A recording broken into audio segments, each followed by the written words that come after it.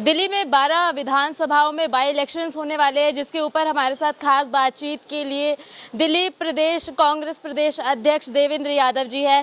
Sir, किस प्रकार से देख रहे हैं इस बार पार्टी मजबूती से इन 12 विधानसभाओं में अपनी जीत हासिल कर पाएगी या अब कैसी तैयारियां चलती नजर आ रही है? हमें अच्छी उम्मीदें हैं। हमें विश्वास है हमारी मेहनत पर, क्योंकि हमारा एक एक वर्कर हर घर तक पहुंचने का काम कर रहा है। बूथ लेवल की जिम्मेदारी बड़े बड़े नेता संभाल रहे हैं, तो मुझे पूरा विश्वास है और मुझे पूरी उम्मीद भी है कि हम ये जो 12 बाई इलेक्शंस हैं उनमें बहुत बेहतर हम रिज़ल्ट हासिल कर पाएंगे।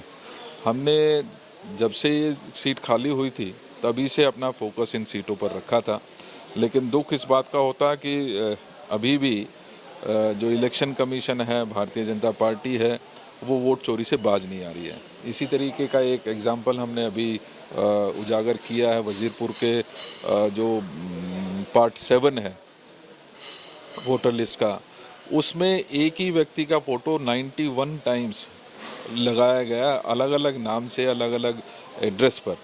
और ये कहीं ना कहीं जो हमारे वोटर्स हैं उनको उनकी वोट से वंचित रखने का एक और प्रयास है। हम उजागर करने का काम कर रहे हैं। उम्मीद करते हैं इलेक्शन कमीशन को भी हम इसके लिए लिखेंगे।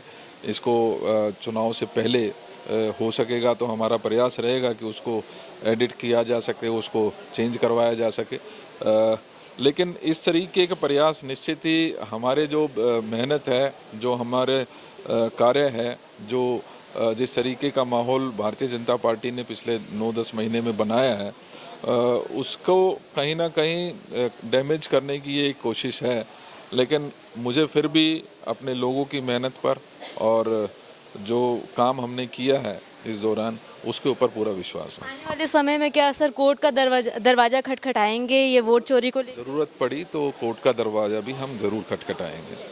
मैम, आज आप इस इवेंट में आए हैं द ब्रांड भारत, इसमें यूथ ओरिएंटेड पॉलिटिक्स की बात हुई। बिल्कुल। बैठिए, आप क्या कहना चाहेंगे इसके बारे में? यूथ पॉलिटिक्स हमारे लिए बहुत महत्वपूर्ण है। हर चुनाव में हम एक मुहिम चलाते हैं जिसमें हम नए वोटरों को जोड़ने की कोशिश करते हैं वोटिंग अभियान से। तो दिस इज़ फर्दरिंग दैट। मुझे लगता है देश को अगर आगे बढ़ाना है तो देश के युवा को साथ चलना पड़ेगा।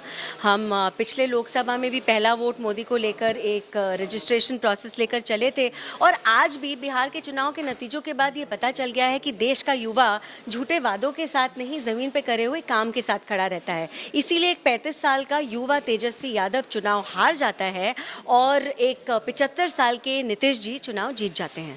बिहार चुनाव नतीजों के बाद महागठबंधन में फूट देखने को मिल रही है। यूपी इलेक्शंस के लिए अखिलेश यादव को कहा जा रहा है पूरी कमान संभालने के लिए, इसके ऊपर आप क्या कहना चाहिए? देखिए, पहले तो इसको गठबंधन मत कहिए। किस प्रदेश में आपने इस गठबंधन को देखा है? बिहार चुनाव में भी कांग्रेस और आरजेडी फ्रेंडली फाइट में थे।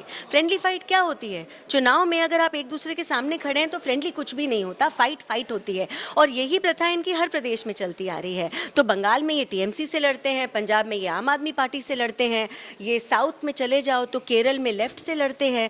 जहाँ पर भी आप जाओ, जहाँ पर भी देखो, चाहे वो उत्तर प्रदेश हो, चाहे वो महाराष्ट्र हो, यहाँ कहीं पर भी गठबंधन दिखाई नहीं दिया। बस मेरे ख्याल से शायद एक मीडिया ही है जो इसको गठबंधन आज तक कहता जा रहा है।